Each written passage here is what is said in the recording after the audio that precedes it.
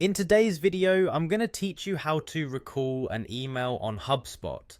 Now, it's important to point out right from the start that Hubspot doesn't offer a traditional recall feature like you might find in Outlook. However, don't worry. If you've sent out an email, whether it's a marketing campaign or a one-to-one sales email, there are still some steps you can take to mitigate any potential issues. Let's dive into this 5-minute guide. First, let's talk about marketing emails, those bulk messages that go out to multiple recipients as part of a campaign. If you've just sent one of these and realized there's a mistake or need to halt it, you're in luck, but only if it's still processing. Head over to the marketing section and select email.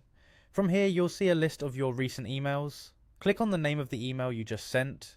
You want to check if it's still in the process of being sent.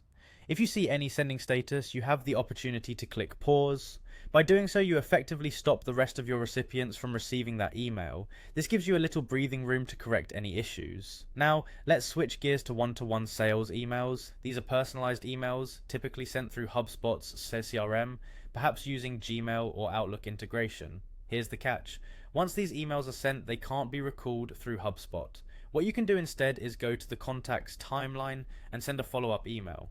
This follow-up provides you with the chance to acknowledge any errors and offer the corrected information. The key here is to be prompt and clear. When drafting your follow-up, using an approach that's either humorous or sincerely apologetic can go a long way in maintaining a good relationship with your contact. For instance, your subject line could read, "Oops, here's the correct info," and the body could start with something like, "Hi, first name, just noticed an error in my last email, here's the correct info."